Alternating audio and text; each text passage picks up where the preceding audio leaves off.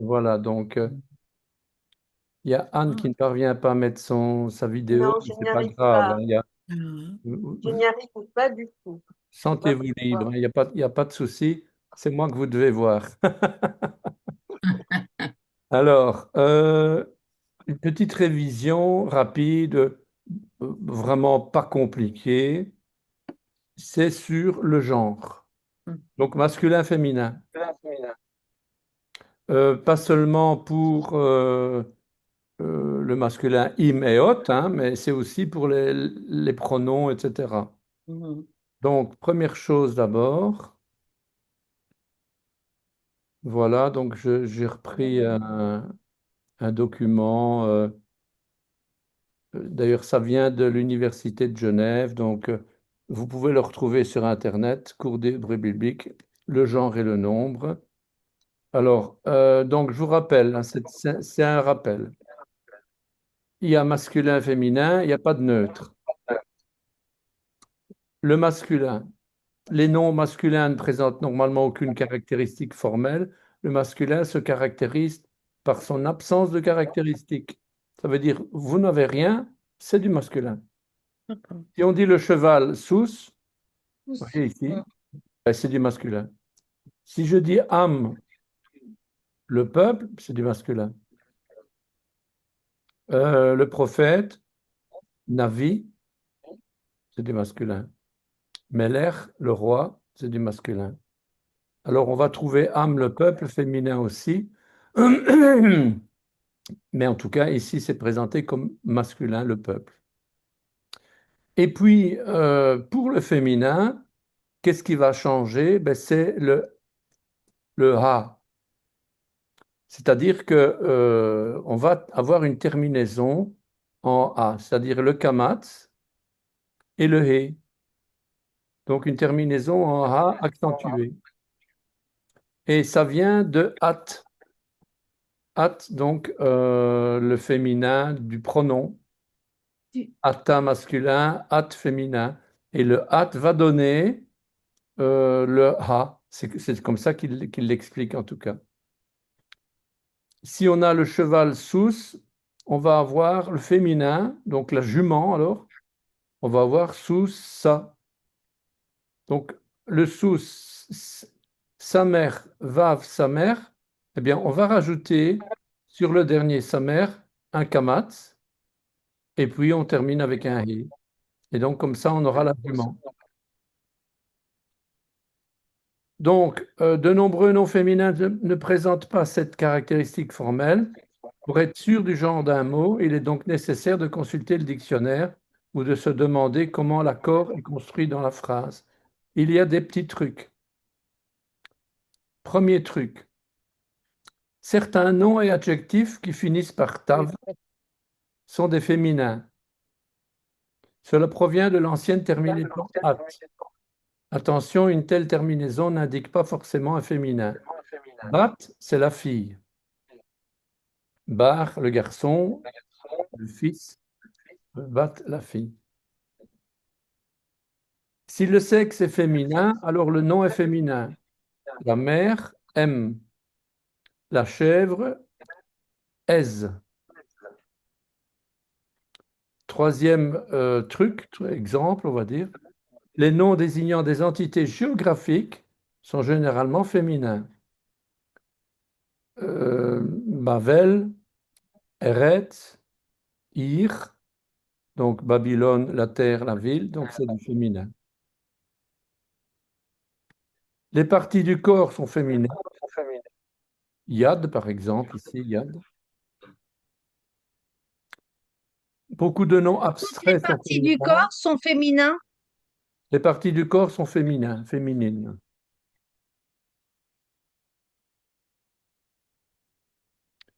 Beaucoup de noms abstraits sont féminins. Emmet, par exemple. Maintenant, on pourrait dire il y a un tav, donc c'est un féminin. Mais bon, ici, dans ce cours, ils disent que c'est des noms abstraits. On peut encore ajouter que certains noms ont un genre ambigu. Ils sont parfois féminins et d'autres fois masculins. Finalement, quelques rares mots masculins se terminent comme des féminins. La finale n'est pas alors accentuée. Le seul mot courant de ce type, c'est Laïla, la nuit, D'accord. qui en hébreu est masculin. Donc, vous voyez, il y a des A qu'on pourrait croire que c'est du féminin alors que c'est des masculins. Il ne faut pas trop s'inquiéter de ces questions de reconnaissance du genre, car nous ne faisons pas de l'hébreu sous la forme active. Grâce aux accords, on repère aisément le genre des mots. Au niveau du pluriel,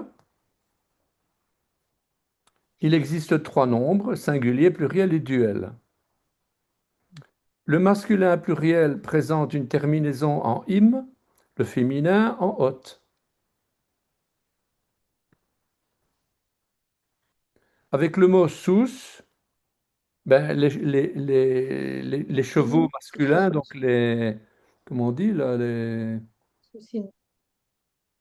les soucis, non mais en français là, Les chevaux. oui mais les Les juments, juments. juments c'est féminin et le masculin c'est Un étalon. un étalon, voilà. Bien, bien. Donc des étalons, c'est des soucis. Des juments, c'est sous-sottes. Voilà. Parce que si on prend chevaux au pluriel, au masculin au singulier, pardon, masculin au féminin, ben, ça ne va pas nous aider. Tandis que si on utilise les mots jument et l'autre, donc, eh bien voilà, donc sous-sim, un étalon, les étalons, et sous-sotte, les juments. Le duel est plus rare, il s'utilise pour des choses allant par deux, notamment les parties du corps. Si je dis yad, c'est la main, les mains, yadaim. Il présente une terminaison en aïm. Attention, le duel ne se forme que pour des noms. Un adjectif qui s'accorde avec un nom duel utilise la terminaison au pluriel. Donc, yad, la main, devient yadaim. C'est pas yadim. Ou si on aurait voulu mettre au pluriel, yadot. Eh ben non, ici c'est yadaim. Regel, le pied, raglaim, les pieds. Aïn, l'œil, le regard. Enaïm, les regards, les yeux. Donc c'est tout le temps comme ça, quoi. Alors, il arrive que les substantifs masculins présentent des pluriels de forme féminine et vice-versa. Certains termes ont des occurrences de type pluriel.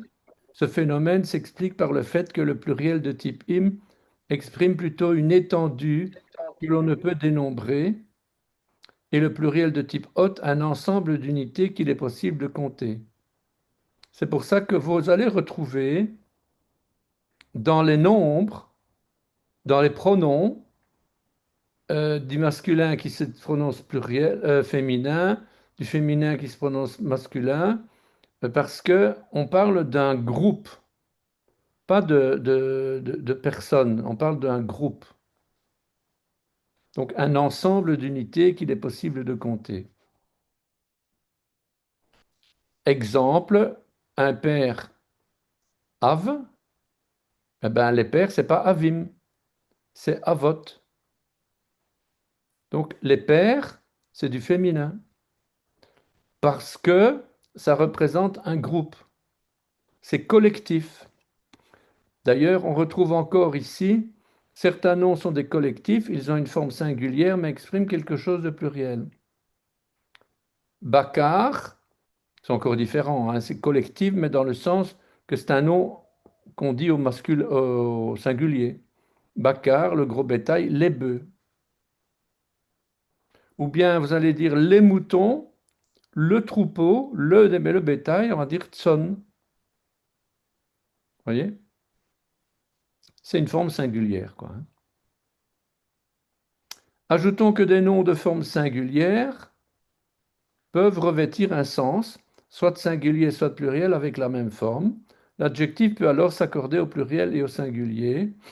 Etz, c'est l'arbre, mais c'est aussi les arbres.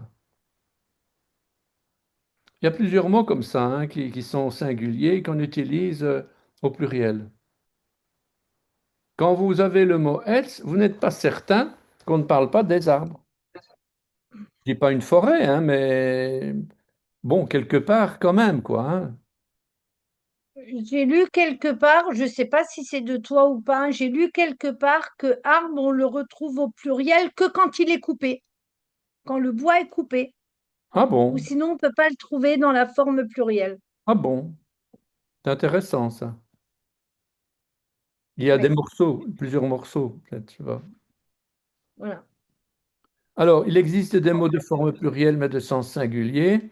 On parle de pluralia tantum. Ces mots expriment souvent une étendue ou un concept abstrait. Le visage, c'est panim. Le ciel, c'est shamaïm. Maintenant, on dit ça en français, le visage, mais en hébreu, ben, c'est les faces. On ne dit pas le visage en hébreu, hein, je parle de l'hébreu. Hein. Quand vous avez vous voulez connaître la compréhension d'un mot, vous n'allez pas traduire ça en français, le visage. Vous allez traduire ça par les faces. Pané, panim. Le ciel, on dit jamais. Le mot, il existe hein, en français, mais je ne sais pas si on le retrouve tel Oui, quel dans la Bible, mais quand on parle des cieux, c'est shamaïm, c'est les cieux au pluriel, quoi. C'est un concept abstrait. euh, Parce que quelle est la différence entre le ciel et les cieux? Allez-t'en savoir, allez. On trouve également des pluriels complètement irréguliers. Plusieurs noms assez courants sont concernés. Un tel phénomène est classique puisque plus les mots sont courants, plus ils se transforment à l'usage. Il est utile de les connaître. L'homme, c'est Ish. Les hommes, Anashim.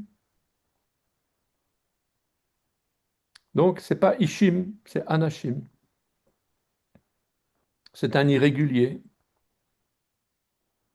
Isha, la femme, la femme. Nashim.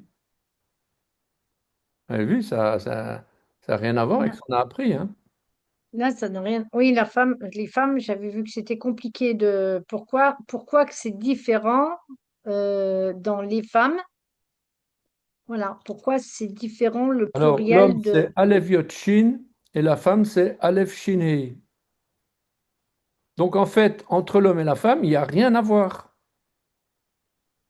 Il n'y a rien à voir. Ish, c'est Ish. Isha, c'est pas un mot qui vient de Ish. On dit que ça vient de là, mais vous voyez bien, il y a une différence, quoi. Homme et la femme, c'est Isha. chat. Parce que, parce que c'est comme ça, voilà. La fille, bat, les filles, banot. Oh, ouais. Le féminin pluriel, en fait, banot, c'est le féminin. Ah oui, Anne, elle a des problèmes de connexion. Tu pourras mettre ce PDF Oui, oui, je vais vous le sur mettre, le oui. chat?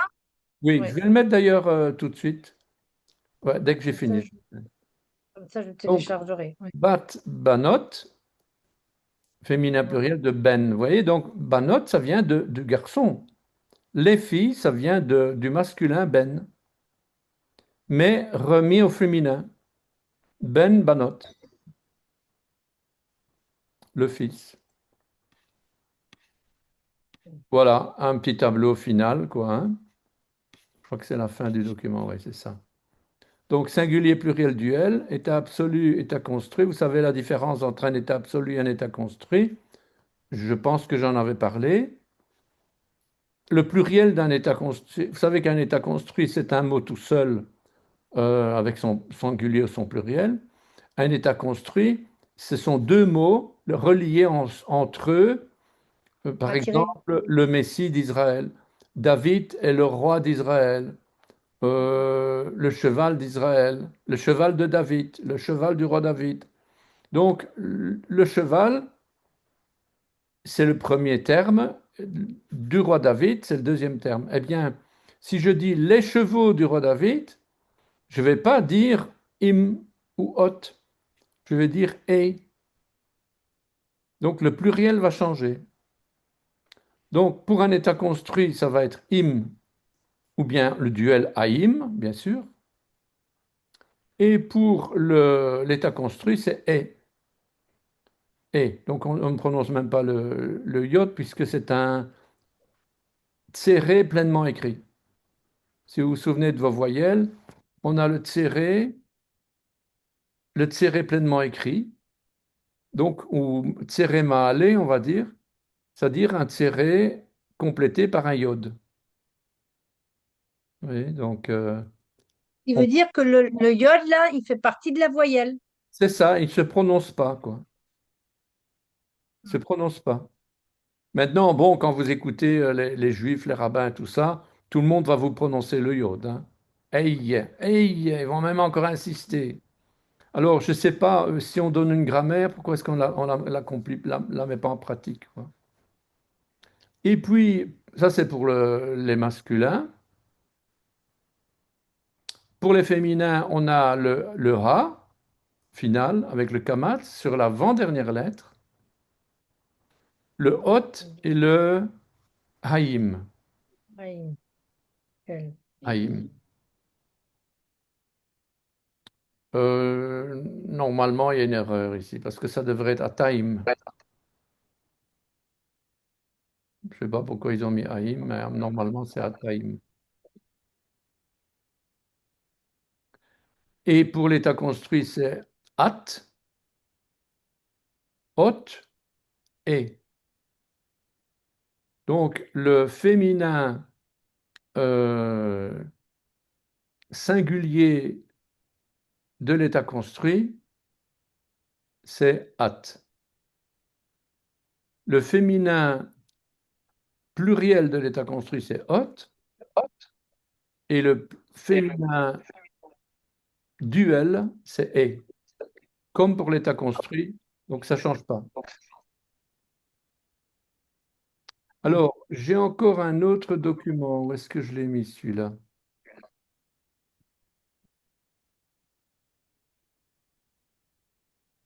Où est-ce qu'il est celui-là? Euh, Oui, c'est un rappel de notre Sousa Un jument. qu'on avait dans le cours B, je ne sais pas combien.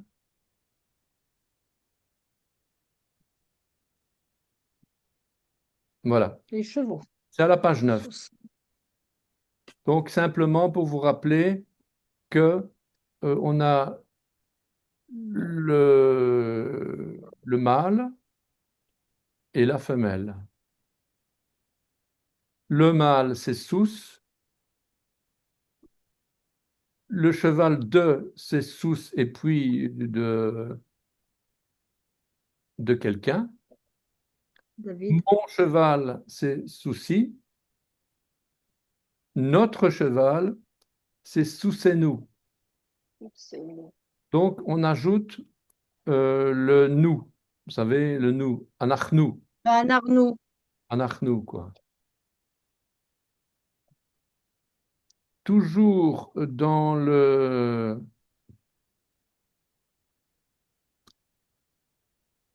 Sera. le masculin, dans le cheval. Mais le cheval à qui? À un homme ou à une femme? À un homme, là. Ce sera D'abord, à un homme. je m'adresse à un homme et je dis ton cheval. Eh Ce bien, je vais sera. dire Soussecha. Je m'adresse à un homme Tousso. Je m'adresse à vous tous, des hommes, Soussechem. Je m'adresse. On prononce le E, là. On le prononce sous le S. C'est pas un E muet? Ah non, là, on va le prononcer, hein, Soussechem. D'accord. Soussechem, non, ça se prononce, Soussechem. Soussam, donc là, c'est différent. Donc, c'est la fin, la dernière, le pronom de la dernière personne, c'est toujours différent, quoi. Donc, Soussam, à eux, leurs chevaux à eux. Et maintenant, toujours le cheval, mais à toi, Michel, voilà, Michel, Sousser. Faussaire. Maintenant, je m'adresse à Michel, mais je dis le cheval de Anne. À elle, je vais dire Soussa. Et puis, vous les hommes, non, pardon, vous les femmes, Sousserchen, contrairement à Sousserchem, voyez. Mais il s'agit toujours du cheval masculin qui appartient à des femmes. Et un cheval masculin ou, qui appartient à des femmes. Bon, c'est pas logique, hein. Un Ouais, cheval non, ne peut c'est pas ça. appartenir à plusieurs personnes. Mais enfin, l'idée est là, quoi. Susanne, Susanne. Donc là, c'est Soussam et là, c'est Susanne. Je suis toujours dans... non, non, là, je reviens au Oui, fond. les chevaux qui peuvent être partagés dans une écurie, ils peuvent avoir des parts sur des chevaux. Il y a des chevaux de course qui ont plusieurs propriétaires, qui s'allient plusieurs propriétaires Ouais. sur un cheval. Il y a des chevaux qui coûtent très très cher dans les écuries. Alors, la jument, ben, c'est Sous-A. Là, il n'y a pas de pronom, ça appartient à qui, ça, non, non, c'est la, la cheval, c'est-à-dire la jument. Donc, sous ça. La jument de Tartampion, la jument de David, eh ben, Sat David, sous Sat David. Ma jument à moi, sous Sati. Mais le moi, qui c'est qui parle ici? Annie, Donc, sous Sati. Donc, c'est moi. Notre jument à nous, sous Satenu, sous Satenu. Vous voyez, donc, moi, c'est moi, hein? Moi, c'est moi. Donc, ouais. c'est sous Sati. Donc, c'est une jument et pas un étalon. Il s'agit bien d'une jument. Et donc, le at, Et le taf, il reste partout là. À la fin, il y a le taf partout. voilà, parce que c'est une jument, c'est plus un étalon. Donc, le tav ici, c'est la marque du genre du cheval, quoi. C'est là que c'est compliqué, c'est d'avoir mis dans un seul tableau euh, les, le tout, quoi, de faire un global comme ça. Parfois, ça trompe, quoi. Maintenant, je m'adresse à un homme, ta jument, sous sa techa, sous sa techa. C'est pas sous cha, c'est sous sa techa. Son, sa jument, sous sa taux, votre jument, à vous, sous sa terchem, et leur jument, sous sa tam. Si maintenant je m'adresse à des femmes avec une jument, ben là c'est féminin avec féminin. La jument appartient à une femme.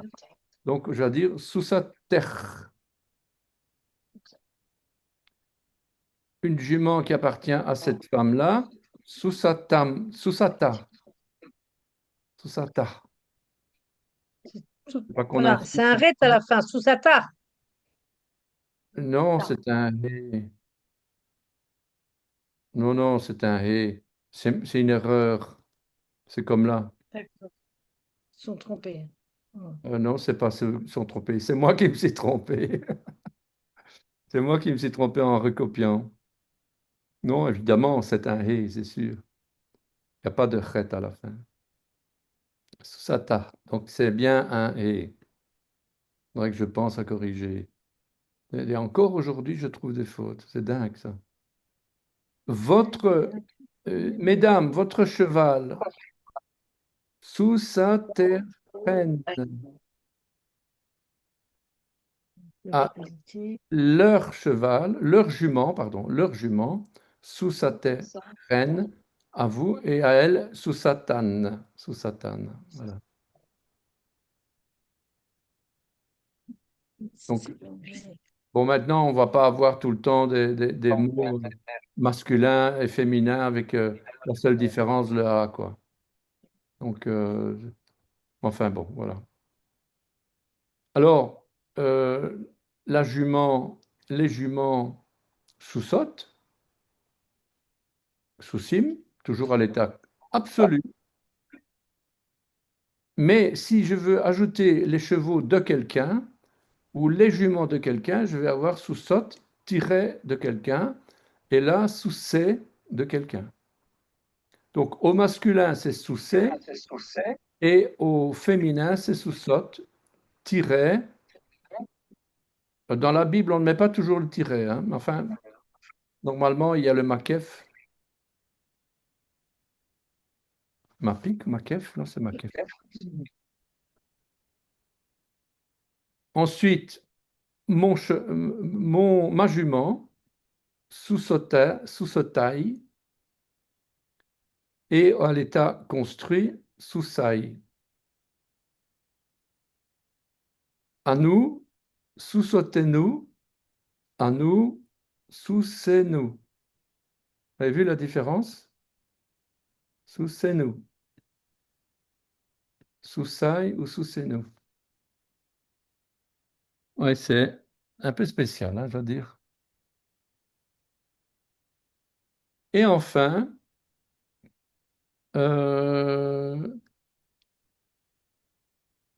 on a toujours l'état construit. Attendez, qu'est-ce que j'avais mis ici? Féminin, masculin, féminin, masculin. Sous-serra, sous-saïr, sous-soterra, sous-sotaïr. Donc, ouais, c'est ça. Donc, on est avec toujours ce problème.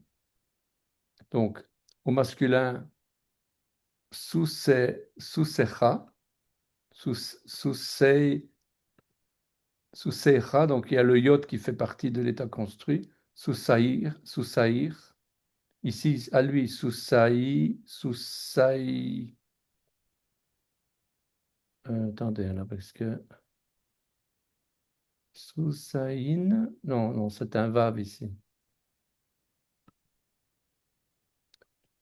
Là, sous-saïr, sous-seya, féminin. Au pluriel, sous-sechem, sous-sechen. Et sous-sehem, sous-sehen, au pluriel à eux, à elles. Donc là, on voit la différence entre les autres pluriels, sous-sam, sous-san.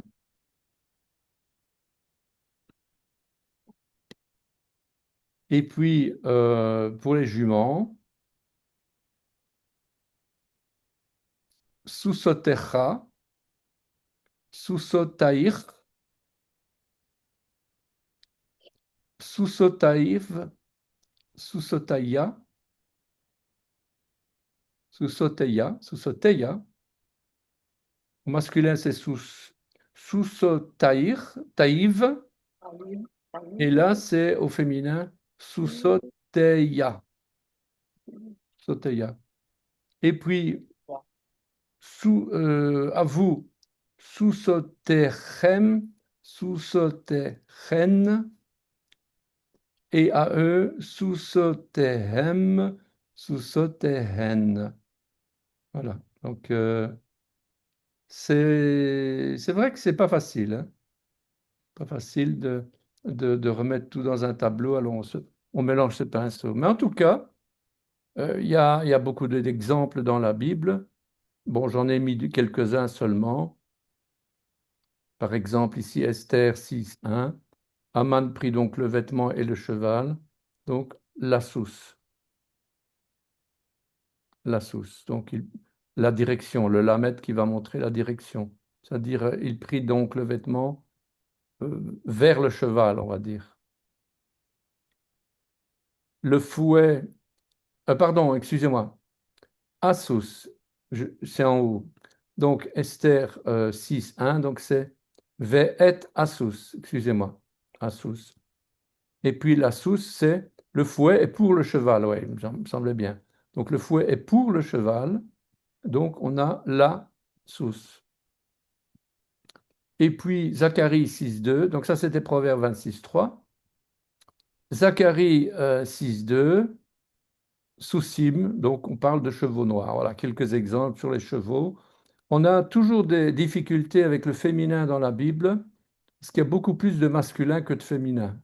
Quand on cherche des exemples avec le féminin, parfois on est planté là, parce que c'est pas toujours fréquent d'avoir du féminin, des femmes, tout ça quoi, hein.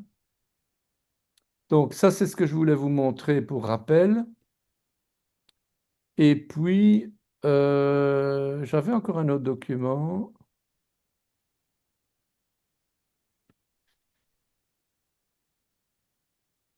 pour savoir si... Non, on avait déjà tout vu. On avait déjà tout vu. Rappel genre.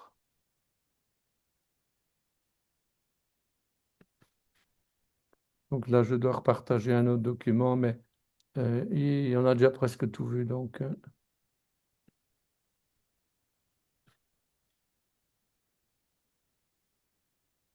nom et adjectif. Donc ça, on a vu masculin, féminin, pluriel, certains noms féminins, ish, isha, conjugaison, différence selon le temps, genre grammatical est un facteur clé de la conjugaison. La forme du verbe est différente pour le masculin singulier, le féminin singulier et le pluriel. On a vu tout ça. Dans le Yictol, donc on va voir ça hein, après. Donc normalement, on devrait commencer cette année à la conjugaison. Donc ici, le Yictol, qui est un imparfait futur, donc de l'inaccompli. La forme verbale change pour la deuxième personne du singulier. Par exemple, pour le verbe bana, construire, on a tivne pour la deuxième personne masculine singulière et tivni pour la deuxième personne féminin singulière. Mais on verra tout ça dans la conjugaison. Dans le katal, c'est-à-dire le passé, quoi, l'accompli, il existe également une distinction du genre à la deuxième et troisième personne du singulier. Mais bon, on verra ça à l'occasion parce que les variations de genre et de nombre dans la conjugaison sont cruciales pour traduire avec précision un texte biblique, car elles précisent qui est l'agent de l'action. Voilà. Voilà, ça c'est quelque chose, je pourrais vous transmettre ça aussi. Ensuite, voilà, donc concernant le genre, c'est un petit rappel. Alors, oui, donc on a ensuite, si vous êtes d'accord, on doit reprendre la suite de nos titres, les titres des livres de la Bible. Étonnant, oui. Donc je le retrouve, je l'avais sorti déjà.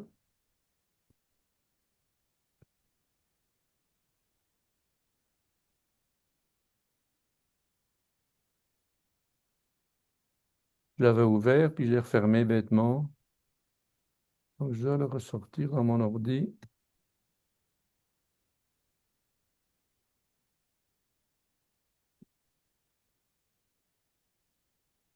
Les titres, voilà.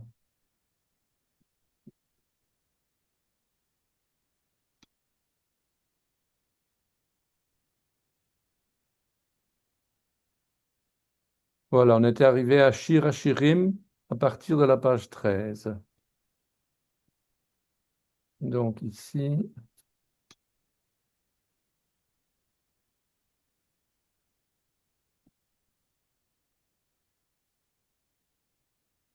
On a été arrêté le 20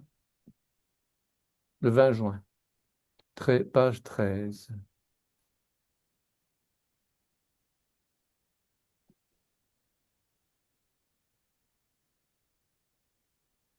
Voilà, on était arrivé ici. Donc, on avait évolué avec Teilim, Mishlei, Yov, Shirachirim.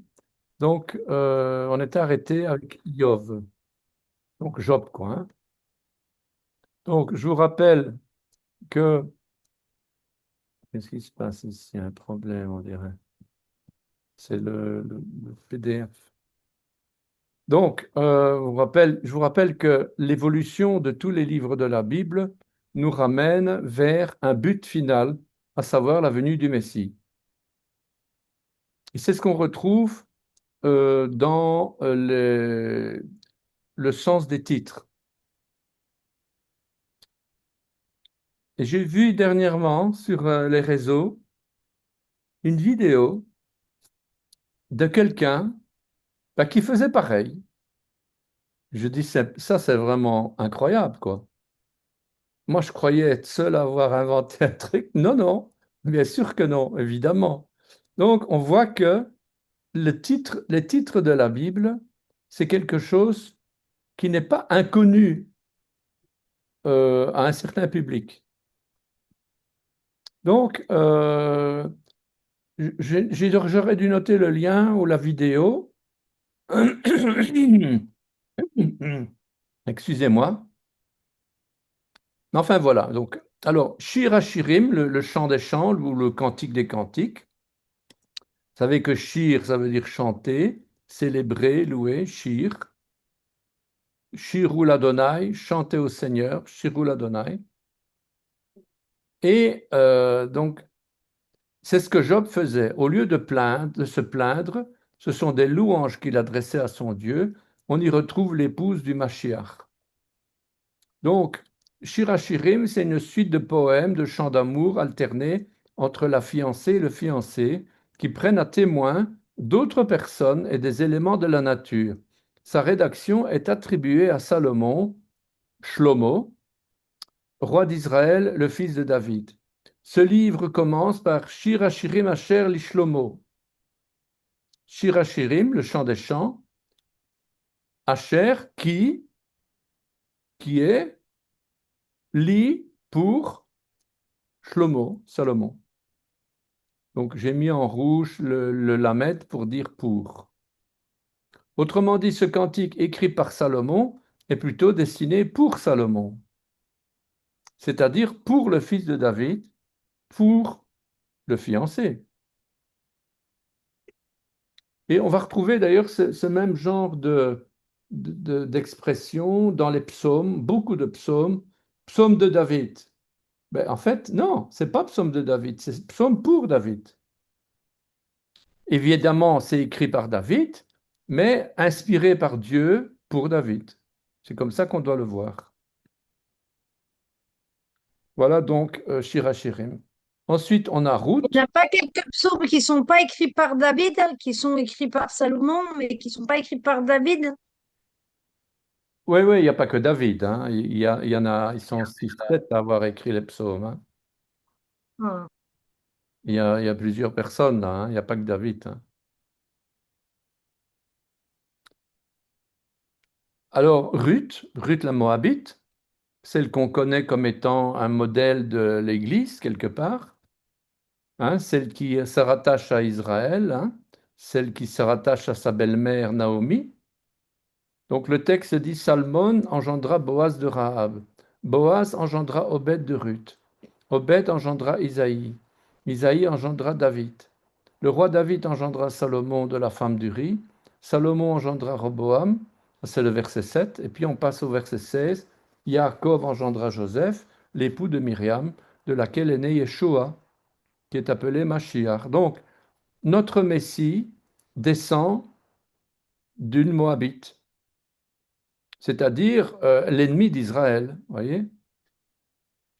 Donc, il y a une réconciliation, Dieu permet une réconciliation, pourquoi? Mais parce que Ruth est là abandonné ses idoles, elle a abandonné son peuple idolâtre pour s'attacher au peuple d'Israël. Et c'est ici que sera lancée la suite de la descendance physique de Yeshua. Donc là, on rentre vraiment dans l'accomplissement prophétique, quoi. On n'y est pas encore, hein, il y a encore beaucoup d'autres livres, mais on commence déjà à rentrer dans la venue du Messie. Alors, Ruth veut dire amitié, une amie. Donc c'est la belle-fille de Naomi, hein, donc l'épouse de Boaz, et elle est grand-mère de David. Grand-mère de David quand même, hein, puisque Boaz engendra Obed de Ruth, Obed engendra Isaïe. Enfin voilà. Alors Yeshua ne descendra évidemment pas de Joseph, mais bien du Saint-Esprit. Comment cela peut-il se faire? C'est l'énigme par excellence de la Bible. Dieu incarné dans le Bassar. Bassar en hébreu, c'est la chair. Comment cela peut-il se faire? Apparemment, ce n'est pas la première fois que des anges descendent sur terre sous forme humaine. Les messagers venus en visite chez Abraham pouvaient même manger. Ils peuvent tout faire comme des hommes. En Genèse 6, ils ont même forniqué avec des filles des hommes. Donc le résultat en était une postérité abominable, car en dehors du plan de Dieu. Ici, c'est le Fils de Dieu qui prend les choses en main. Il s'incarne charnellement comme un humain. À la seule différence, c'est que c'est le Saint-Esprit qui en est le Père et non un homme. C'est comique parce que Saint-Esprit, roar, c'est féminin, c'est un souffle. Une souffle, on va dire, hein. Pourtant, on dit que c'est le Père, quoi, hein. Et puis, après Ruth, on a Echa. Comment? Echa, c'est comment? C'est traduit par lamentation. Comment cela peut-il se faire? C'est une énigme qui est donnée au lecteur. Echa, comment? Donc vraiment, c'est la suite de Ruth, hein, c'est la suite de la venue du Messie incarné dans la chair. Et là, la question, c'est comment c'est possible? Echa. Donc, la lamentation, c'est une traduction, en fait, voilà. Echa, echacha, comment, que, où. C'est une interrogation. C'est une interrogation, ou comment en termes de lamentation, ou encore comme une expression de satisfaction. Donc, en termes de lamentation, on pourrait dire comment c'est pas possible, on dit comment non. Donc, dans ce sens-là, c'est une lamentation. Voilà. Eh bien, les lamentations, ce comment, se disent kinot, du singulier féminin kina. Cantique funèbre, lamentation, complainte, chant funèbre et élégie. La question qui est posée ici, c'est le titre Echa. Et quoi? Comment? Il arrive quelquefois que l'Éternel veuille montrer sa puissance aux hommes pour faire grandir leur foi, leur confiance en Dieu. Comment Dieu va-t-il sauver les pécheurs? Comment va-t-il réussir à transformer le mal en bien? Ce livre des 5 keynotes sur Jérusalem détruite fait le lecteur se poser la question: pourquoi Dieu a-t-il laissé détruire sa ville? Le recueil de ces lamentations sont adressés par sa présence dans les manuscrits de la mer Morte. Il s'agit de Sefer Megillat Kinot. Sefer Megillat Kinot, le rouleau des lamentations. Connu de l'ensemble des civilisations sémitiques, ces Kinot apparaissent dans la Bible avec David.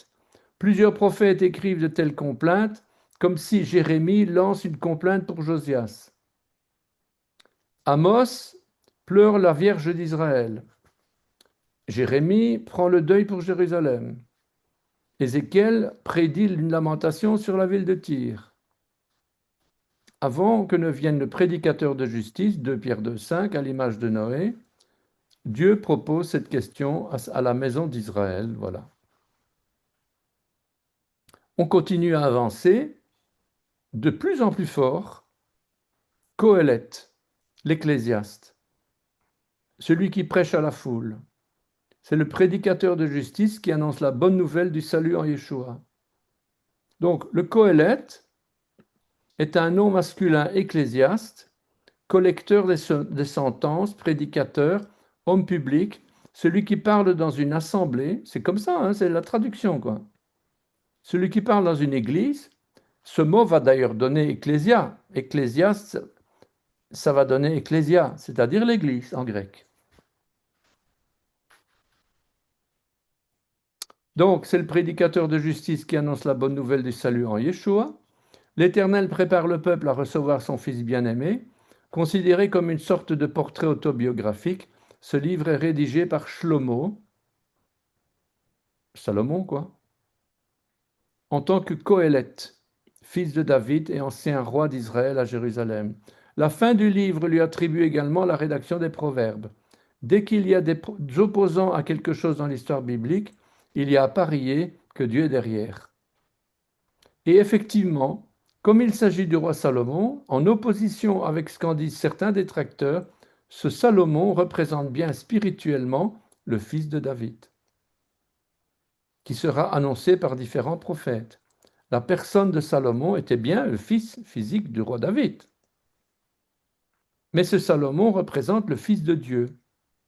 Et l'on sait que le fils de Dieu va rester caché encore quelque temps, de la même manière que se cachera la juive, la reine Esther. Donc on a des exemples de personnages, de patriarches, de personnages qui vont rester cachés. Et cette reine Esther, la voilà justement. Là, j'ai un problème ici. Il y a mon « et » qui a disparu. Les PDF, c'est un problème. J'ai ouvert ça dans Acrobat et j'aurais pas dû. En tout cas, Esther, de l'étoile, mot persan, son nom hébreu Myrti, Adassa. Donc Esther, le trésor. Esther est l'image de l'épouse de Christ qui se tient aux côtés du roi des rois et seigneur des seigneurs. Elle s'est mariée avec celui qui attendra la tête. C'est la reine de Perse, héroïne du livre d'Esther. Si vous l'avez lu, d'ailleurs l'histoire de Purim, comme on la célèbre chaque année, nous à l'Assemblée, dans le peuple juif, on célèbre toujours Purim. Donc c'est l'histoire de la reine d'Esther, la reine Esther, fille d'Abishai, cousine et fille adoptive de Mardoché, de la tribu de Benjamin, qui a été faite par le roi Achashverosh. Achashverosh, qui va donc se choisir une autre femme que la reine Vasti, qui n'a pas voulu se dénuder, ou enfin, je ne sais pas ce qu'on a voulu d'elle, mais en tout cas, elle n'a pas voulu se laisser traiter comme un objet. Et si Assuérus, Achashverosh, signifie en persan je serai silencieux et pauvre, ce nom signifie aussi Achash, Achashvé, Rosh. Achashvé, Rosh, j'attendrai la tête. Puisque le mot Achashvé signifie j'attendrai. Autrement dit, on se rapproche de l'histoire. Avec l'histoire d'Esther, on se rapproche de la première venue de Yeshua, qui est appelée la tête du corps de la Keïla, la tête de l'Église. Donc, déjà dans le nom de Assuérus, Achashverosh, on a la venue du Messie qui est prophétisée. Ensuite, Daniel, le roi Daniel, le prophète Daniel, qui n'est pas considéré comme prophète dans le judaïsme. Alors, Daniel, Daniel, donc Dieu est mon juge. Dan, c'est juge, hein, Daniel, c'est Dieu est mon juge. Nous ne serons pas jugés puisque Yeshua a jugé notre péché à la croix. Daniel sera pris en otage lors de la première déportation à Babylone, et à cause du don que lui fait Dieu, de l'interprétation des rêves, il devient le second de l'empire de Babylone et de l'empire perse. Il va être nommé Belshazzar, qu'il protège sa vie. Le nom de Daniel est repris comme sacrificateur d'Ithamar, qui scella le pacte avec Néhémie. Alors, donc, le nom de Daniel donne aux croyants rachetés l'assurance que, selon Romains 8.1, il n'y a donc maintenant aucune condamnation pour ceux qui sont en Jésus-Christ. C'est Dieu qui est mon juge. Ce n'est pas le monde, ce n'est pas Satan. C'est Dieu qui est mon juge. Et puisque Mashiach doit rester caché tout au long du Tanakh, donc l'Ancien Testament, selon la prescience divine, Daniel le prophète par excellence, qui va annoncer Yeshua, n'aura pas l'honneur, lui non plus, d'être compté parmi les prophètes du canon juif. Il est d'une certaine façon relégué aux oubliettes. Il est relégué au titre d'un écrivain sans importance.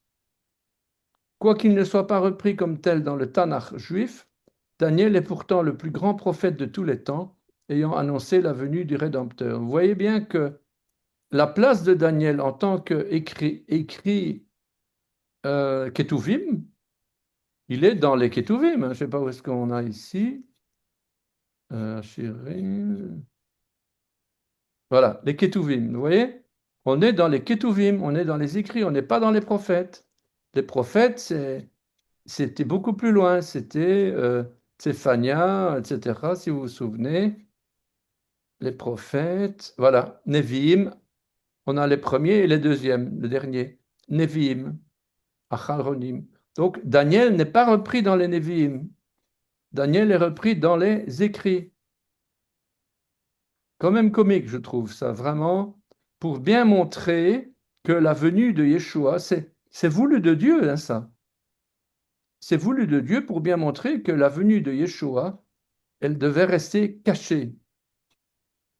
Et elle sera révélée à partir de Matthieu, révélée ouvertement. Donc, Daniel va annoncer l'immersion pour la rémission des péchés. C'est l'annonce par Yeshua que les temps sont accomplis. C'est l'annonce par Yeshua dans la synagogue de Nazareth. Bon, il y a toute une série d'annonces prophétiques. Et Daniel a participé à ça, quoi. C'est l'annonce par l'ange Gabriel, comme pour Daniel, que Yeshua sera le Saint. Il annonce la passion, l'accomplissement final du culte. Luc va insister pour son prologue sur les jours qui s'accomplissent. Yeshua lui-même évoque Daniel quand il annonce la désolation du Saint-Lieu. Daniel parle du nombre d'années dont l'Éternel avait parlé au prophète Jérémie, qui devait s'écouler après la ruine de Jérusalem, 70 ans.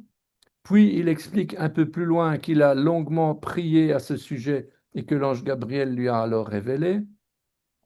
Il a été fixé 70 semaines pour ton peuple et sur ta ville sainte, pour mettre un terme à la transgression, pour apposer les scellés au péché, pour expier l'iniquité, pour introduire l'éternelle justice, pour célébrer vision et prophétie, et pour oindre le saint parmi les saints.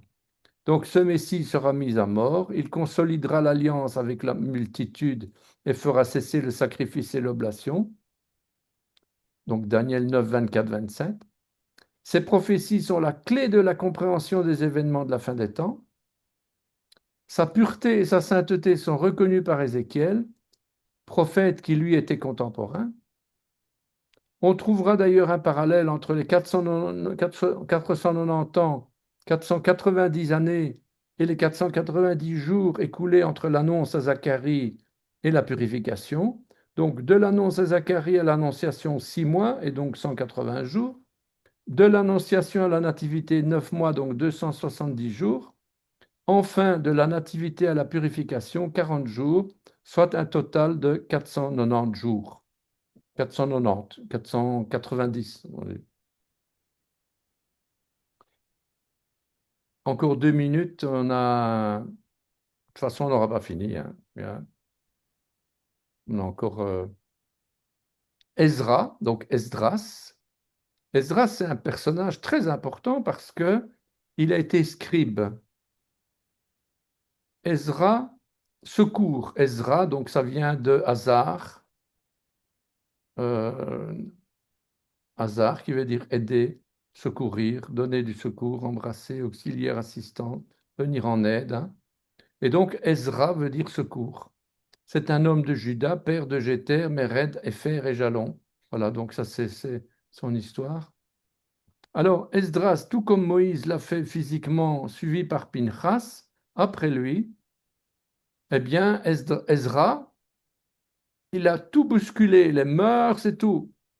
Il a libéré son peuple spirituellement du paganisme en ramenant le cœur du peuple à la Torah.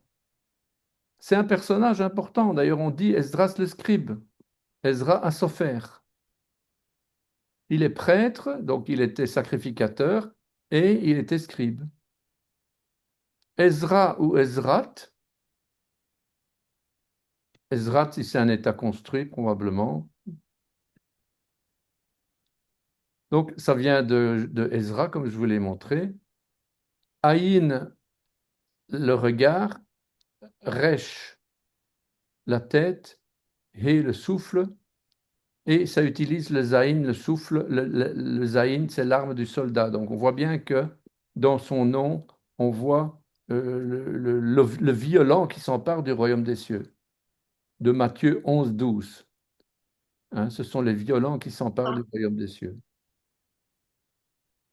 Donc, Ezra, on ne le connaît pas bien, hein, pourtant, hein, Esdras, dans le canon protestant. Hein. Ezra a mené environ 5000 exilés judéens de Babylone à Jérusalem en 459 avant Jésus-Christ. Il a reconstitué la communauté juive dispersée sur le fondement de la Torah en mettant l'accent sur la loi mosaïque. Il a convaincu les Juifs mariés à des étrangères de renvoyer leurs femmes et leurs enfants et a apporté une lecture précise de la Torah. Esdras est grandement respecté dans la tradition juive. Sa connaissance de la Torah est considérée comme égale à celle de Moïse. Selon certaines sources, Ezra aurait, après le retour d'exil, il aurait ajouté au psaume 22 de David les versets 28 à 32. Donc le psaume 22, la crucifixion de Yeshua, le psaume 22, hein, normalement, vous avez la crucifixion de 1 à 22. Non, de 1 à 27, pardon. Psaume 22, de 1 à 27. Eh bien, à partir de 28 à 32, ce serait Ezra qui aurait écrit la suite. Et d'ailleurs, quand vous lisez bien le psaume 22, ben, vous voyez bien que ça n'a rien à voir. En fait, ça a à voir très bien parce que c'est l'accomplissement dans l'Église du salut en Yeshua sur la croix. C'est vraiment incroyable. Hein. C'est vraiment incroyable. Excuse-moi, donc il les a poussés à divorcer? Ah ben oui, à l'époque de Moïse, c'était comme ça. Hein. Tu pouvais pas te marier avec des étrangères. Hein. C'est clair, hein, ça. Ah oui, ça c'est la 404 loi de la Torah. Hein. fait 490, 459 ans avant Jésus-Christ. Moïse, c'était pas 459 ans avant Jésus-Christ. Non, Ezra. Oui, oui, Ezra. Ezra. Oui, Ezra, c'est ça. et ça, c'est marqué 459 ans avant Jésus-Christ. Non, Ezra a mené, oui, à 459. En 459. Donc ça veut dire qu'entre l'an 1000 du roi David qui a écrit le psaume 22 et et moins 459, ben, il y a des centaines d'années. Hein. C'est très curieux cette histoire-là. Mais ça se confirme quand on voit le fond du texte. Quand on regarde, quand on analyse le contenu du texte, on se rend bien compte que ben, c'est quelqu'un d'autre qui a écrit la deuxième partie. Ça ne peut pas être possible que ce soit David qui ait écrit ça. Vous voyez. Alors, il y a des doutes, bien sûr, puisque c'est beaucoup des exégètes qui disent ça, qui confirment que c'est Ezra qui l'a écrit, et c'est pour ça on n'est pas sûr à 100%. Mais en tout cas, c'est ce que il ressemble à l'autopsie. Voilà. Et donc, effectivement, il a obligé les hommes à se divorcer. parce qu'ils étaient mariés à des étrangères. Et la loi juive interdit, la Torah interdit aux juifs de se marier à des étrangères, à des non-juifs. Traduction spirituelle, si tu es chrétien, ne te marie pas avec une païenne, sinon ta vie, elle est foutue. Et c'est vraiment ça, hein. Tu n'as aucun cas, ou alors c'est extrêmement rare, où un chrétien se marie avec une païenne et que la païenne, elle se convertit, quoi. Généralement, c'est exactement le contraire. C'est le chrétien qui perd la foi. Donc, spirituellement Mais parlant, peut-être, j'ai pas perdu la foi, mais j'ai payé cher quand même. Ça coûte très très cher de se planter, hein. Très très voilà. cher. Donc, c'est important la Bible, comme l'histoire du peuple hébreu, elle est un modèle pour nous. Si on veut pas suivre le modèle, ben, tu payes les conséquences, c'est tout. Alors, il y a évidemment des cas, je n'ai pas de témoignage, mais il y a des cas où les hommes ou des femmes se marient avec un chrétien, un païen, et qu'à un moment donné, il se convertit. C'est possible, hein, mais moi, j'ai pas souvenance de témoignages pareils, quoi. Voilà. Ouais, c'est troublant, hein. C'est un avertissement que Dieu donne. Tu veux vivre en paix, sereinement. Ben, marie-toi avec quelqu'un qui pense comme toi, qui a la foi que toi, la même foi que toi. Sinon, ben, tu payeras les conséquences. Ça ne veut pas dire que tu es dans le péché. Non, la Bible n'est pas là pour nous juger. Elle est là pour nous sauver, pour nous aider. Et donc, le témoignage du peuple juif, comme ils l'ont vécu de manière extrêmement difficile, elle est un témoignage pour nous, chrétiens, aujourd'hui.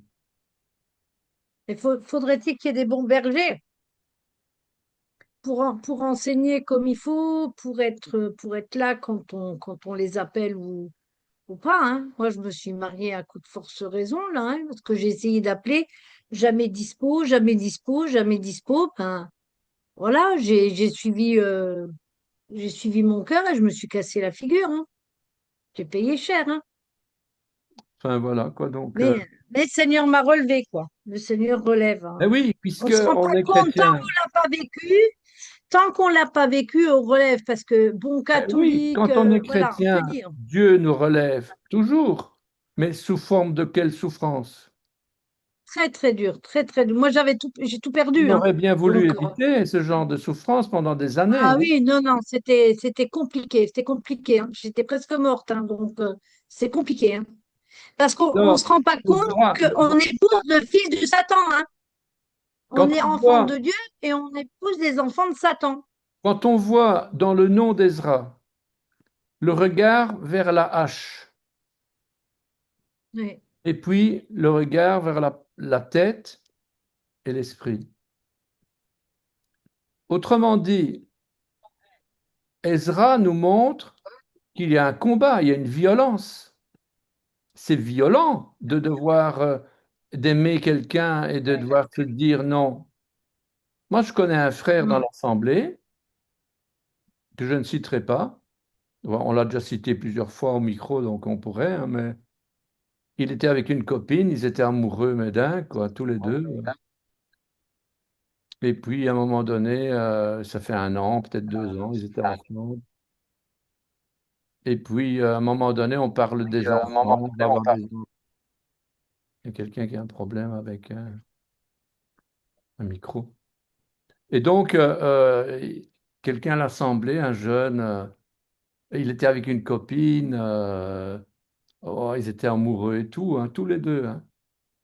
Et puis 2 ans passent, je crois que c'est 2 ans presque. Puis à un moment donné, vient le temps où on parle des enfants.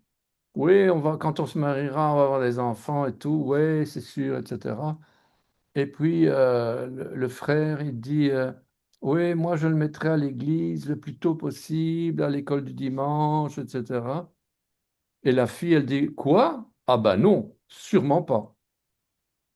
Sûrement pas. Pourtant, c'était une fille très gentille, tout, mais elle était attirée par l'occulte, l'ésotérisme et tout ça. Et puis, le frère, il s'est rendu compte que ben, c'était peine perdue. Pourtant, ils étaient amoureux tous les deux, hein. Puis, à un moment donné, ben, il a dit, ben non, désolé, mais là, je peux pas.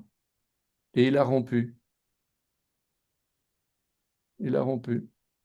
Donc, c'est pas une histoire baratin hein, que dit la Bible, hein. C'est vraiment de la réalité, quoi.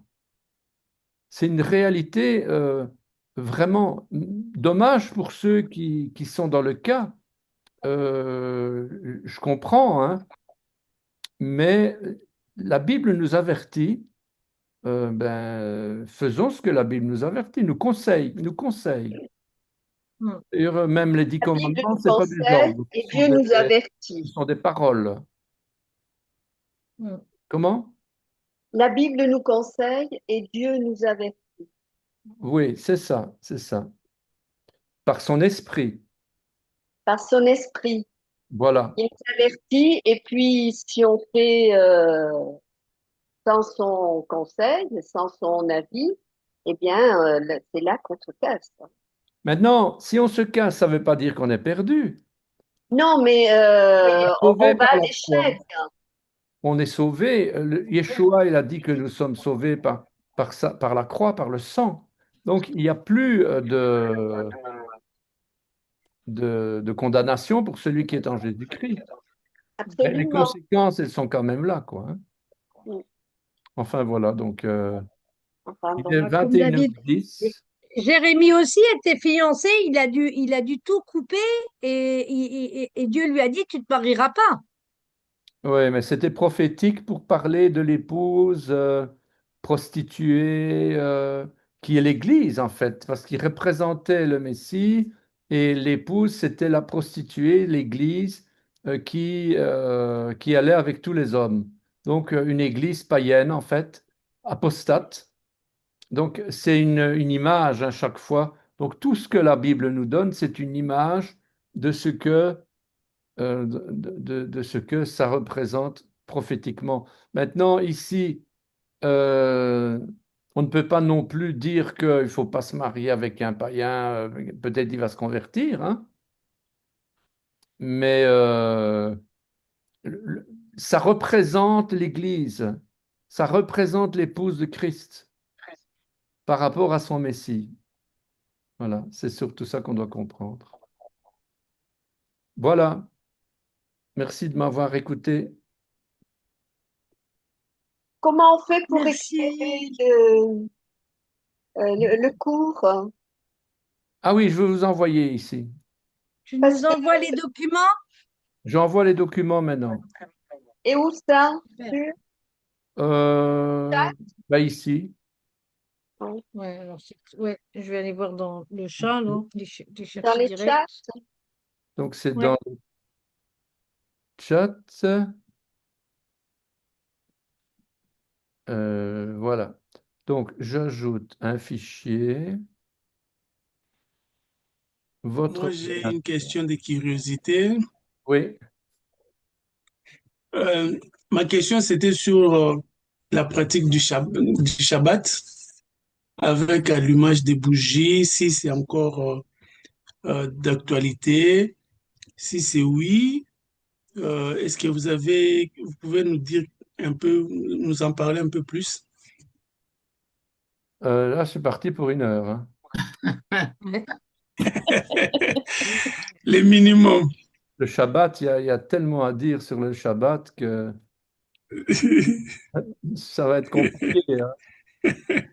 Simplement de dire que les symboles qui sont donnés, ça annonce la fin des jours profanes, la fin des 6 jours profanes, le vendredi au coucher du soleil, et le début du jour saint, Shabbat, qui commence vendredi soir et qui se termine samedi soir, au coucher du soleil. Mm. Donc le Shabbat, c'est pas dimanche, quoi, hein. Le Shabbat, c'est samedi. mais on C'est commence vendredi vendredi soir. soir. Voilà. C'est pour ça que on a repris à l'Assemblée, depuis il n'y a pas longtemps, on a repris les Erev Shabbat. Erev Shabbat, c'est le soir du Shabbat. D'accord. Donc, ça veut dire On que allume les bougies à la tombée de la nuit. La femme allume les bougies. Et elle fait la prière à la tombée de la nuit. c'est ça. Écoutez, je vais vous envoyer le document par email parce que là, je suis en train de les chercher. Je vais vous les envoyer par email à tout le groupe. D'accord. Tout le monde. Ok. Ça Ça marche. marche.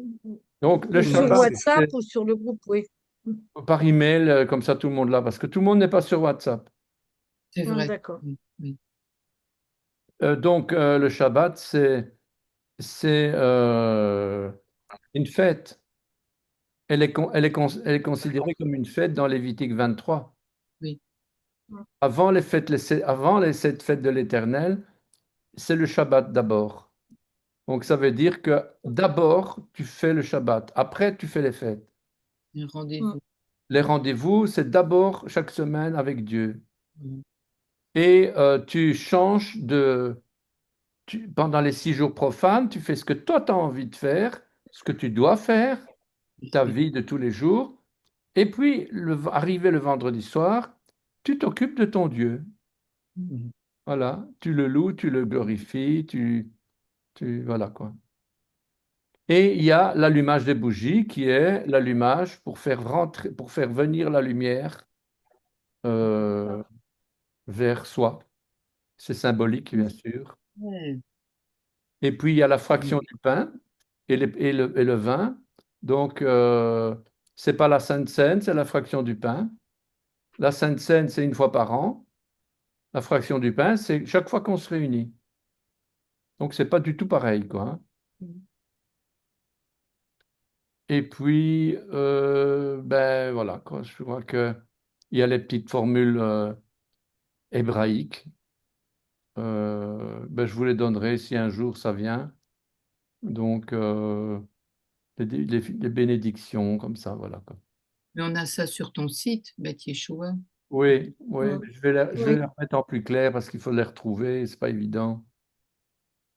Je Mm. vais les remettre parce qu'il y a quand même des gens qui demandent, donc Ouais, j'ai le sidour Oui, oui. messianique. Parce que, non, mais les sidours messianiques, ça utilise les prières juives. Ouais. Il est décrit que Dieu nous a obligés de- d'allumer les bougies. Mm. Et c'est pas vrai. Dieu ne nous a pas obligés d'allumer les bougies.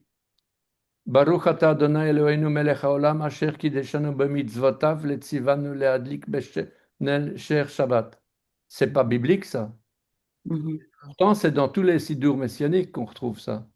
Donc Mm. nous à l'Assemblée, on dit Baruch ata Adonai Eloheinu melech haolam asher kideshanu b'mashiach Yeshua haor laolam. Ah ouais, c'est celui-là que j'ai eu.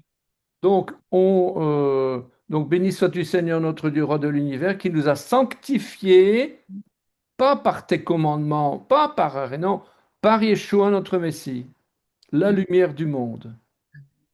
Et on continue avec le verset du Nouveau Testament. Attends, c'est comment? Euh, euh, je ne sais plus. Béni sois-tu Seigneur notre Dieu. Enfin bon, soit, je ne sais plus. Après tout ça. Voilà. oui, c'est bien de nous les envoyer toujours parce que ça peut toujours nous aider. C'est tout ce qui est biblique, c'est vraiment intéressant et important pour nous aussi. Oui, on a, depuis qu'on a des jeunes à l'Assemblée qui ont grandi, les jeunes sont devenus grands, mariés avec des enfants. Mm. Aujourd'hui, eh bien, ils remettent en question tout ce qui n'est pas biblique. Parce que nous, pendant des années, on a fait toutes ces bénédictions, euh, tous les symboles, etc. D'accord. Alors que, bon, c'est comme le repas de Pâques, il y a plein de choses qui ne sont pas bibliques, avec les œufs, avec toutes sortes Ah de... oui. Mm. Ah, ouais. Bon, ben, nous, on l'a Et jamais observé. le livre, tu connais le livre là qui parle des fêtes de l'Éternel, donc qui parle du Shabbat et des 7 fêtes. C'est bien en couleur, même à la portée des enfants. Ouais, je sais, je l'ai pas lu, mais je sais Il est à Moi, l'Assemblée en vente. je l'ai, il est très très bien, il est bien expliqué, il est compréhensif même pour les jeunes, et il explique bien les fêtes avec tous les versets. Et j'ai tout touché par un mot cette semaine en allant dans la transcription là, d'un livre que je lis sur les racines hébraïques, c'est que ils mettent le châtiment de Dieu, et en hébreu, c'est pas marqué châtiment, c'est réprimande. Oh. Ouais, ouais.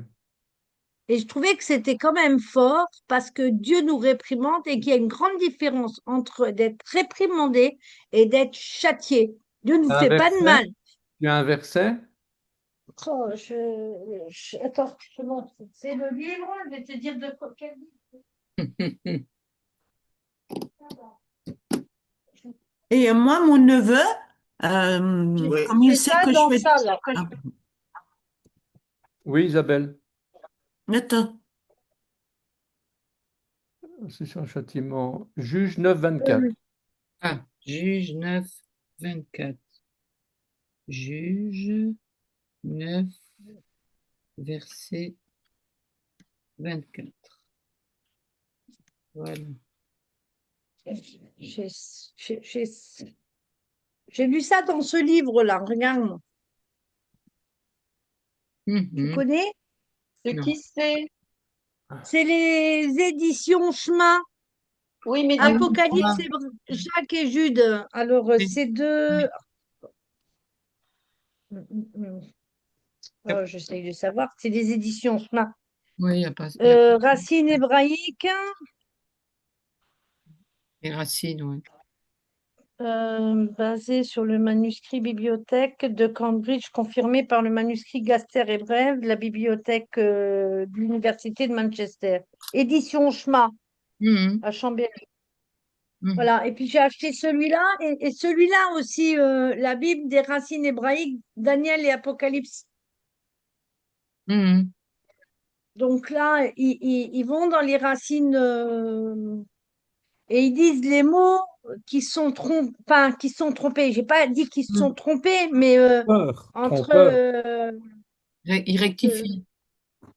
Il c'est remet vraiment rectifié par oui, rapport à Paul et oui, par rapport oui. à la racine hébraïque, Il faudrait c'est peut-être différent lire comme il dit. Chouraki. Il faut peut-être voir Chouraki ce qu'il dit. la Mhm. Bible de Chouraki est beaucoup mieux. Il dit pareil, hein. Il dit Du comment châtiment. Oui, mais Chouraki je dit connais, je l'ai châtiment. celle de Chouraki. Chouraki dit Mais comme il dit châtiment. la loi, il dit la joie de la Torah. Il dit pas comme la loi, mais il dit que la Torah, c'est la joie. Il l'annonce en joie. Est-ce que je l'ai là? Enfin bon, il est 21h20, donc Et voilà. Ouais, je vais ceux pas qui le veulent regarder. quitter, je pense que... Isabelle, elle voulait partager quelque chose, je Ah oui, crois. Isabelle, Isabelle. ouais, Hein? c'est mon neveu, enfin mes neveux, comme ils savent que je fais de l'hébreu, alors quand ils vont sur les brocantes, Ah, ils essayent toujours de trouver un truc, voilà. ah, Et c'est donc ils bien. m'ont ramené ce petit bidule là. Oh, Je sais Je pas peux si voir, vous attends. voyez. Non, on voit C'est pas. un livre, ça. oui, c'est un petit livre. Un Attends, je Voir, cherche la caméra. Plus haut, plus haut, plus Pardon. haut. Voilà, voilà, Oui, voilà, voilà, voilà, voilà. oui. Voilà. C'est tout petit, hein. C'est Ah oui, c'est avec un 5 chandelier. centimètres sur Moi 3, aussi, on va dire. avec des enlumes. Et ouais, plus. Mon mari, il dit plus.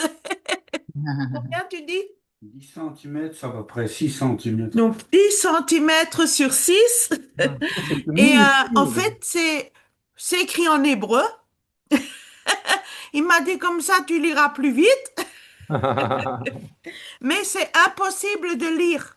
Ah, n'y a pas les voyelles. Mais si, mais c'est tellement si, petit. si. il faut prendre une loupe, oui. Attends. Oui, bah ouais, on se doute bien. Ouais, Ah ouais. oui, en effet, ouais, C'est c'est... vraiment, vraiment petit. Et en fait, si j'ai bien compris, c'est le Shabbat. Comment faire le Shabbat? Ah ben voilà, Ah, voilà. Tous c'est les trucs. prophétique. C'est Ah ben, prophétique. Ça C'est veut dire que tu vas prophétique. tellement prophétique, bien ça. savoir lire l'hébreu que ça va aller tout seul. Ah, ah, ouais, Carrément ouais. prophétique, ça. Déclare-le. Voilà. Merci Seigneur. C'est juste pour... je connaissais pas, hein. Eh ben, tu vois. Euh, je découvre ça. Oh, C'est beau, c'est encourageant. Dieu, il est Ouais. bon. Il sait ce qu'on a. Merci Isabelle. Mais en tout cas, je vous souhaite une bonne soirée Oui, et Merci. vendredi prochain, il n'y a pas. Ah d'accord, bon? Parce Je- qu'on est à une conférence en France, d'accord. donc, Les cœurs. mais dans 15 jours, voilà. On D'accord. continue toujours les vendredis alors. Vendredi à 20 À heures. 20 heures. Est-ce que ça va ou pas? Ah, pour C'est moi, ça va bien. être Pour moi, ça compliqué, va. mais bon, je regarde. Oui, ça va. C'est pas grave. Moi, ça dépend. Je pourrais Ah oui, peut-être pas être là tous les vendredis, bah oui. Mm. Mais bon, on va garder. mais quand je suis là, je suis là. Maintenant, j'ai un autre jour de disponible, c'est le mardi. Ouais, Nous mais te ouais, Non, mais moi, je le peux pas mardi, je dire, peux me moi. Mais Bah réunir. oui, pour mettre tout le monde d'accord, bah oui, c'est ça. Mardi, je Le suis pas vendredi, dispo, c'est moi. bien, hein. C'est bien le vendredi.